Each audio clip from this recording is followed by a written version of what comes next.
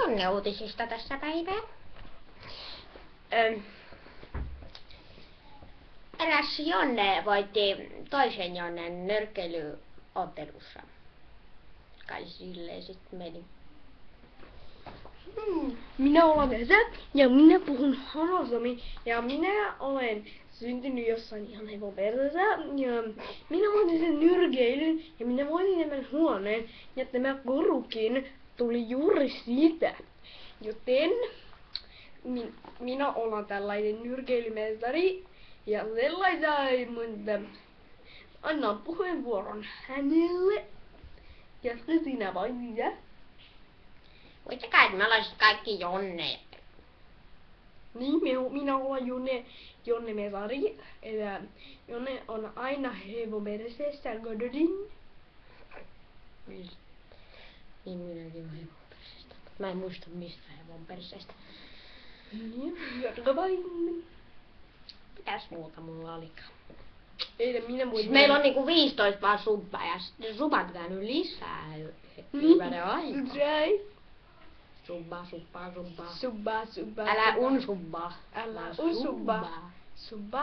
Subba, älä unsubba. Tababat. Joten minä olen voittaja.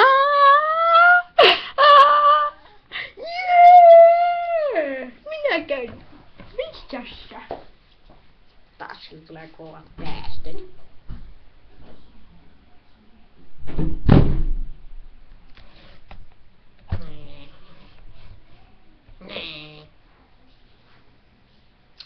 Ja mulla oli sit asiaa.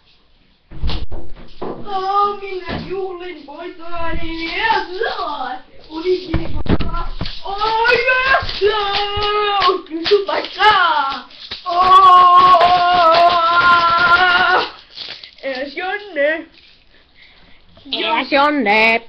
Tänään uutisista kerromme sitä, että eräs nyrkkeilijä Jonne meni kauppaan ostaa Jonne uutisista. Jonne, Jonne. Mutta terves! Se on sitten seuraavassa Jonne uutisissa. En tiedä mitä silloin vielä tulee, mutta minä olen Jonne toimittaja. Mikäs mun nimi olikaan, en muista. Näin. Painakaa peukku ylös nappia. Ja plussa. Plussa.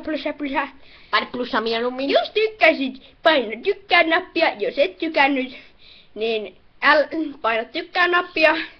Jos tämä oli sinun mielestä erittäin hyvä, niin laita lisää suosikeihin siihen. Mutta hei!